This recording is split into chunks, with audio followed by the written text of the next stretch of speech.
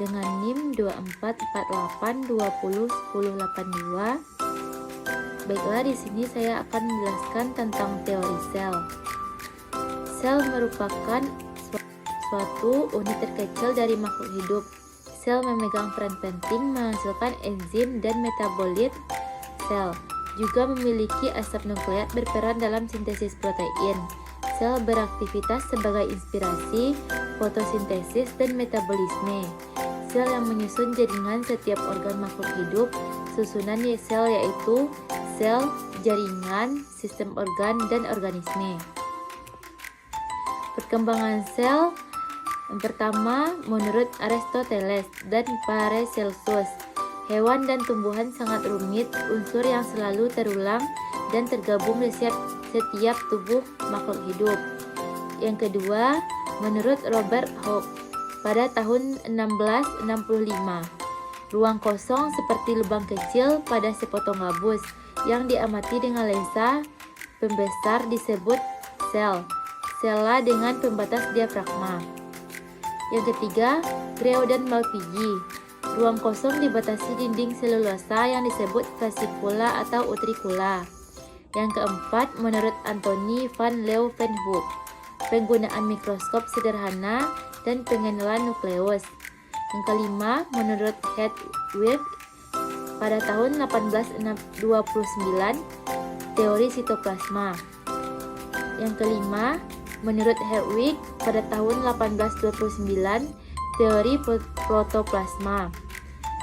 Selanjutnya, menurut Brown pada tahun 1831, nukleus adalah komponen dasar dan tetap pada sel sitoplasma dan karyoplasma. Yang ketujuh, Scaleden dan Schwann pada tahun 1939, yaitu makhluk hidup terdiri dari atas sel. Selanjutnya, Albert Kolliker pada tahun 1858, yaitu sperma dan ovum adalah unsur histologis. Selanjutnya, Virchow pada tahun 1858, suatu sel berasal dari sel yang lain, mampu membelah. Proses patologis berasal dari sel. Selanjutnya, menurut Sheldon pada tahun 1878, yaitu karyoskinesis. Selanjutnya, menurut Waldeyer pada tahun 1860, yaitu penemuan kromosom. Fungsi sel yang pertama, mengambil nutrisi, mengoksidasi, mengeluarkan zat sisa, transport senyawa, pertumbuhan dan perkembangbiakan. Bentuk sel uniseluler, multiseluler, batang atau basil bakteri, bulat atau kopus bakteri, memiliki badan buah, muskrom, Diplococcus, Sarcina, Streptococcus, Staphylococcus, dan spiral atau koma. Ukuran sel sangat kecil, diperlukan mikroskop monokuler, binokuler, elektron, atau inverted dengan pembesaran 100 kali lebih. Panjang dan lebarnya dapat diukur. Klasifikasi yaitu sel eukariotik dan sel prokariotik ditentukan berdasarkan ada tidaknya membran inti dan cara sel menggunakan energi autotrof dan heterotrof. Sel eukariotik yaitu sel yang memiliki membran inti pada sel hewan, tumbuhan, dan manusia. Sel berukuran 1-100 mikrometer dan lebih kompleks. Multiseluler atau uniseluler, bersifat aerob, organel kompleks, dan terbungkus membran. Struktur DNA lurus sangat panjang membentuk spiral ganda pada mitokondria dan kloroplas. RNA disintesis di dalam inti sel, protein disintesis dalam sitoplasma. Replikasi dilakukan di mitokondria. Selanjutnya, membran inti sebagai pemisah inti sel dan retikulum endoplasma. Memiliki nukleus, kromosom mengandung histon. Sel memiliki tempat terjadinya replikasi DNA dan sintesis protein. Ribosom pada retikulum endoplasma dan sitoplasma. Pembelahan sel secara mitosis dan meiosis. Transfer senyawa dapat dengan endositosis dan eksositosis. Membran sel mengatur tekanan osmosis, jamur, dan seluruh makhluk hidup tingkat tinggi, seperti protozoa, diamatae, ragi, atau kapang berlendir. Selanjutnya, sel prokaryotik, yaitu sel yang tidak memiliki membran inti. Pada sel bakteri, cyanobactery aigae, sel berukuran 1-10 mikrometer yang bersifat uniseluler, bersifat aerobik atau anaerobik. Organel tidak kompleks, struktur DNA melingkar, sintesis RNA dan protein pada tempat yang bersamaan di dalam inti pada sitoplasma. Ribosom di sitoplasma. Kromosom tidak mengandung histon, tidak memiliki nukleus, tidak terjadi meiosis dan mitosis. Materi genetik terjadi di sitoplasma dan tidak terjadi peleburan gamet. Terjadi pembentukan diploid sebagai dengan transfer DNA sejarah. Replikasi secara difusi, contohnya yaitu ganggang hijau biru dan bakteri. Sel tumbuhan memiliki dinding sel tebal yang tersusun atas selulosa, hemiselulasa, dan pektin. Memiliki kloroplas, plasmodesmata, vakuola, peroksisom, dan glioksisom. Tidak ada nukleus, badan Golgi, dan lisosom. Bentuk sel kaku, sitokinesis dengan pembentukan dinding sel baru. Bersifat meristem jaringan embrionik seumur hidup. Sel hewan. Sel hewan yaitu tidak memiliki dinding sel, tidak memiliki vakuola dan kloroplas, terdapat nukleus, badan Golgi, sentriol, dan lisosom. Sitokinesis dengan invaginasi. Totipotensi lebih rendah dari sel tumbuhan. Ini gambar sel hewan dan sel tumbuhan. Sel bakteri. Kapsul berupa lapisan mukus berkaitan dengan sifat patogenitas. Flagel atau tricha, pili atau fimbae berupa benang halus pada gram negatif. Dinding sel di antara kapsul dan sitoplasma. Bentuk sel tetap, tidak memiliki vakuola. Membran sel, inti sel, sitoplasma mengandung granula, spora, vakuola, dan massa pembentuk inti ribosom. Mesosom, volutin, granula, poli, beta, hidrokai, asam nukleat, mitokondria, dan spora. Selanjutnya saya akan menjelaskan tentang resume yang kedua, yaitu organel sel. Struktur sel yaitu inti sel, nukleus, komponen dasar dan tetap, tempat kromosom, dan biosintesis komponen di dalam sel. Pusat reaksi, terkontrol aktivitas dan reproduksi sel, penentu pola aktivitas, fungsi, dan kerja sel. Bentuk bulat atau spherical dan umumnya di tengah polinuklear dengan diameter 6-8 nanometer. Memiliki membran inti atau tidak ada perpori. Memiliki nukleoplasma atau kario limfe kental dan nukleus lebih padat dan tidak terbungkus membran. Mengandung DNA dan tempat sintesis RNA pada sintesis. Inti sel.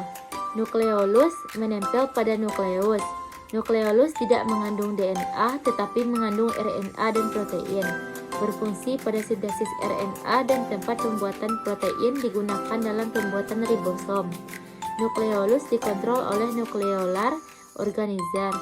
Membran inti terdiri dua lapisan dengan pori 400-700 A dan berjarak 200-300. Pore kompleks mengatur aliran ion dan molekul. Inti sel berhubungan dengan retikulum endoplasma dan ribosom. Memiliki kromatin yang terdiri atas DNA yang bergabung dengan histon. Memiliki DNA dan RNA polimerase dan enzim glikolisis dan siklus asam sitrat. Nukleolus memiliki RNA polimerase, RNAase, NADP, fosforilase, dan ATPase. Karyoplasma merupakan larutan kolodial yang bersifat seperti protoplasma. Derajat viskolitas lebih tinggi dan berhubungan dengan sitoplasma melalui porus nuklearis. Cairan inti disebut juga substansi interchromatin. Protoplasma. Sitoplasma yaitu seluruh area antara nukleus dan membran plasma yang penuh dengan organel terspesialisasi. Terdiri atas eksoplasma, lebih kental dan banyak granula, dan endoplasma sedikit granula. Mengandung senyawa organik hasil metabolisme dan organel. Komponennya 75-85% air, 10-20% protein, 2-3% lipid, 1% karbohidrat, 1% senyawa anorganik. Protein membentuk filamen sitoskeleton selain mikrotubula, mikrofilamen, mikrotrabekula, dan filamen intramedia. Mikrotubula terdiri atas tubulin A dan B. Terjadinya glikolisis, hidrolisis, dan proses lainnya. Fungsi vakuola menjaga sel dan status turgor dengan mengakumulasi substansi hingga memicu air masuk secara osmosis dan tekanan menjadi menesak protoplasma ke arah luar sehingga mendesak dinding sel menjadi kuat atau keras. Sebagai tempat penyimpan atau unsur senyawa yang diekskresikan oleh sitoplasma yang dapat berupa cadangan seperti protein, aleuron, atau flavonoid. Menyimpan energi sehingga dapat berfungsi sebagai lisosom yang mampu menghidrolisis karbohidrat, lemak, dan asam nukleat yang masuk ke dalam vakuola. Sifat fisiologis, iritabilitas sel saraf, konduktivitas, kemampuan meneruskan rangsangan, kontraktilitas, kemampuan mengubah panjang sel otot, absorpsi dan asimilasi, mengambil bahan dari sekitar sel dan menggunakannya untuk metabolisme sel. Ekresi sel dan sekresi, granula adalah organ dan infusio untuk fungsi metabolisme, serta di antara organel dan infusio terdapat matriks dari sitoplasma yang terdiri dari molekul protein berupa makromolekul, komponen lainnya karbohidrat, lipid, vitamin, enzim, bahan organik dan anorganik berupa ion. Mitokondria yaitu tempat oksidasi substrat, sintesis ATP, dan tempat awal sintesis urea. Berbentuk bulat memanjang seperti kapsul dengan berbagai ukuran, diameter 0,5 mikrometer dan panjang 7-10 mikrometer. Jumlahnya tergantung jenis sel. Membran ganda, penting dalam siklus asam sitrat atau respirasi. Memiliki enzim TCA kecuali flavoprotein suksinat dehidrogenase. Ribosom yaitu mengandung asam nukleat yang berbeda dengan terdapat dalam kromatin pada inti sel. Terdiri atas nukleoprotein 15 meter mikrometer, tempat sintesis protein. RNA melekat pada ribosom atau poliribosom sebagai alat cetak pembentuk polipeptida. Dapat melekat pada organ sel yang membran, retikulum endoplasma pada organ sekresi atau soliter. Terdapat juga pada sitosol, poliribosom, ribosom yang tersusun berderet dan dihubungkan oleh semacam benang halus. Selanjutnya, retikulum endoplasma yaitu bentuk membran yang sangat berlipat-lipat membatasi suatu ruangan yang bersifat lumen. Antara lumen Re dengan sitosol hanya dipisahkan oleh selapis membran sehingga memudahkan terjadinya pertukaran zat antara lumen Re dengan sitosol. Pada RER, permukaan luar membrannya banyak ditempati oleh ribosom. Sebaliknya pada SER, pada permukaan luar membrannya tidak ditempati oleh ribosom. RER banyak dijumpai pada sel-sel yang aktif mengekskresikan protein, misalnya sel-sel pankreas, kelenjar ludah, dan lain-lain. Hasil sekresi dari ribosom pada retikulum endoplasma akan dibawa ke dalam aparatus Golgi. Badan Golgi yaitu organel untuk penggabungan dan pemisahan jenis-jenis protein intrasel, fungsi berkaitan dengan transportasi protein keluar sel, kompleks dekat inti sel dan berhubungan dengan Re. tempat produksi glikoprotein, pengatur aktivitas membran sel. Selanjutnya lisosom, yaitu organel yang memiliki enzim hidrolase diameter 250 sampai 270 mikrometer, berbentuk bulat atau oval dan jumlahnya tidak menentu. Berisi partikel kecil berukuran 55 sampai 80 A. Lisosom primer berasal dari aparatus Golgi. Sitolisosom bahan sel yang sudah tidak terpakai. Sitoskeleton, yaitu serangkaian sel yang memberi bentuk sel, mengatur dan menyebabkan gerakan sitoplasmatik yang beruntun dan berkaitan. Kloroplas, tempat fotosintesis, memiliki pigmen klorofil, membran ganda, stroma reaksi gelap, grana dan tipakoid reaksi terang 40 sampai 60 grana atau klorofil 5 sampai 20 tilakoid atau grana. Kloroplas sebagai tempat fotosintesis. Plastida berwarna yaitu chromatopora, kloroplas, klorofil atau hijau, dan chromaplast, xanthofil atau kuning, anthocyanin atau oranye. Plastisida tidak berwarna, leukoplast, leukoamyoplas atau pato, elaioplas atau lemak, proteinoplas.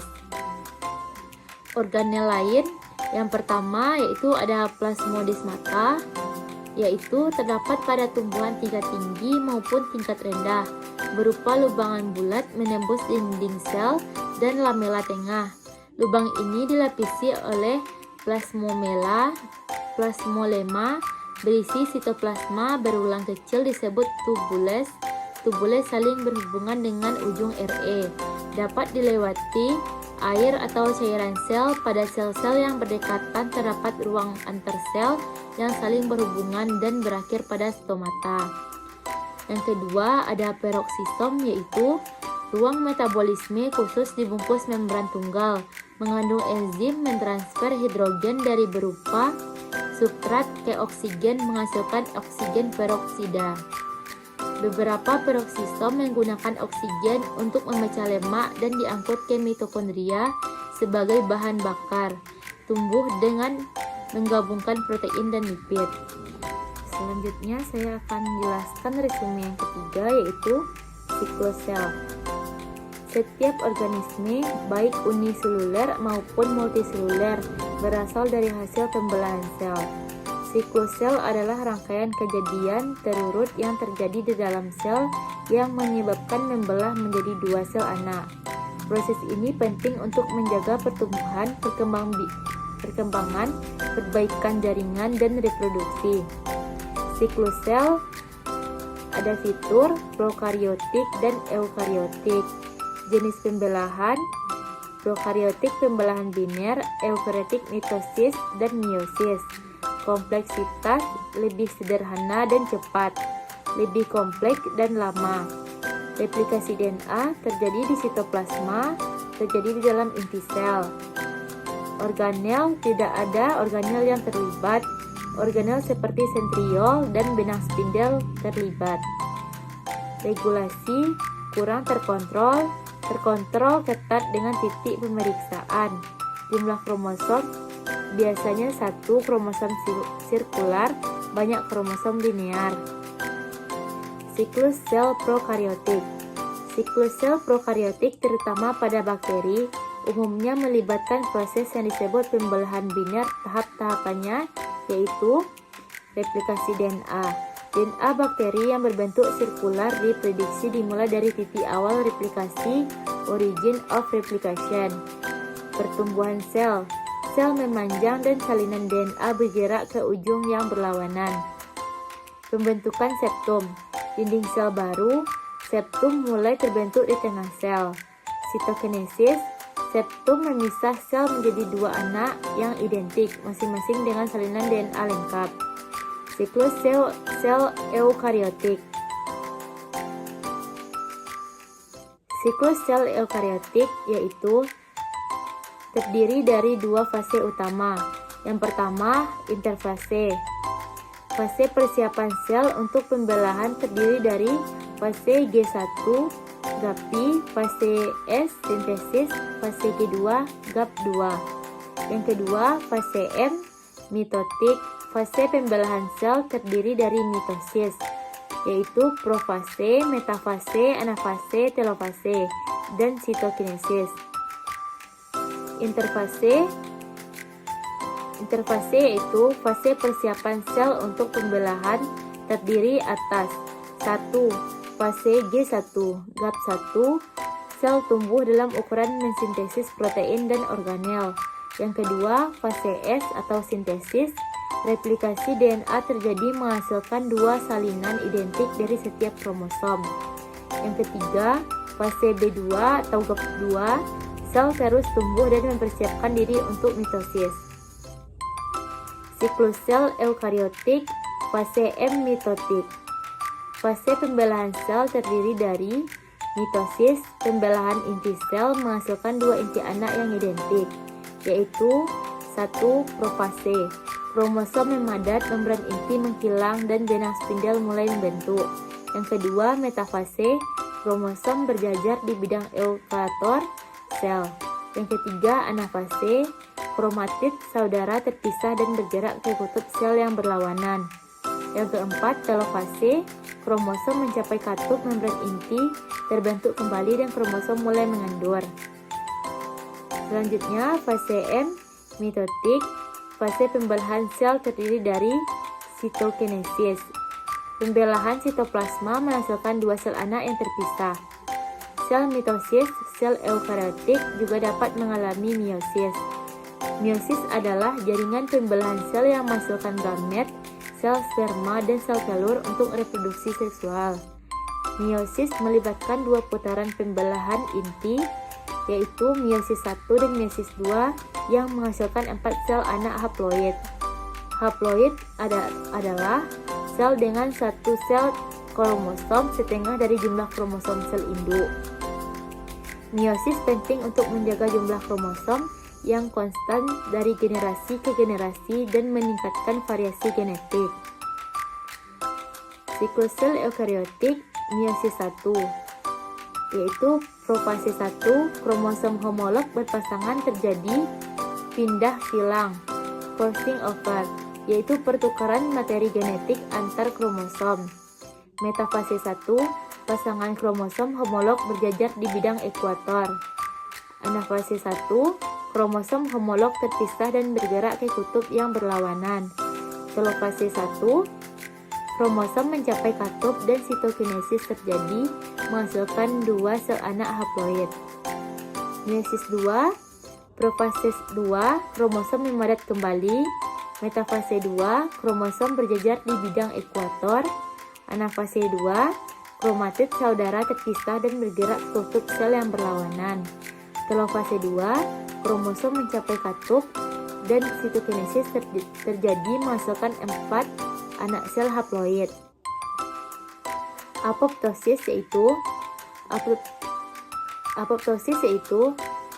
kematian sel terprogram yang merupakan bagian normal dan perkembangan dan pemeliharaan organisme.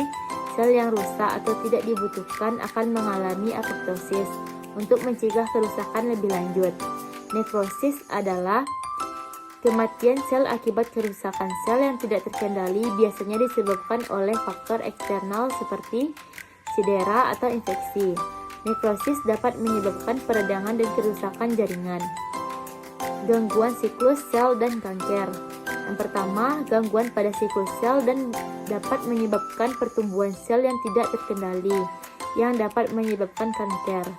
Sel kanker menyebabkan sinyal regulasi normal dan membela secara berlebihan, membentuk tumor. Baiklah, sekian dapat saya sampaikan. Assalamualaikum warahmatullahi wabarakatuh.